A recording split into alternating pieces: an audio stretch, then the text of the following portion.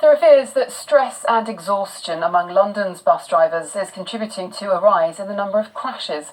That's according to a new report. 25 people were killed either on or by buses over the last 2 years.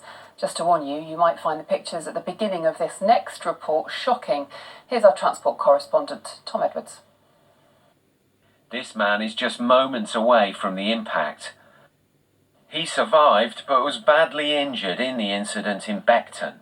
And in Ladbroke Grove, a bus mounted a pavement. Again, people were injured. Today reports that the capital's buses could be made much safer. 10 years ago, Sarah Hope's mother died after being hit by a bus. Her daughter lost her leg in the same incident.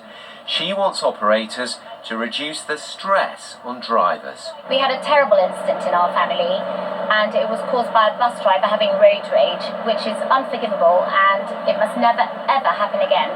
But since that happened, and since I've been working on my campaign to help bus drivers, I have learned quite a lot about the stresses and strains they're under. And I think we need to really think about them and what they actually physically do every day, which is more than driving a bus. 25 people have been killed on or by buses in the last 2 years, with 12,000 people injured. Today, a report found an emphasis on punctuality over safety, with drivers facing long hours, which compromises their ability. One thing is making sure that the contracts incentivise safety as well as punctuality, but also we need to make sure Transport for London's own management having their bonus regime safety at the heart of it. But we need to make sure the life of drivers is better, and that means making sure they can have their meal breaks. It means making sure they don't drive for 16 hours at a time, because if they're tired, they may make mistakes. Don't worry, he's on camera. In extreme cases, this incident shows the behaviour from passengers drivers also sometimes have to deal with.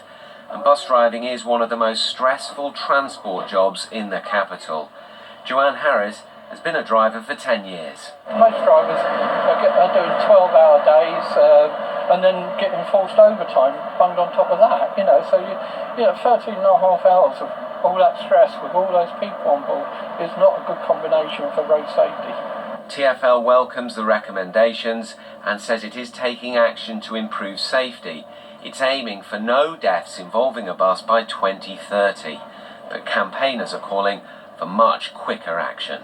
Tom Edwards, BBC London News.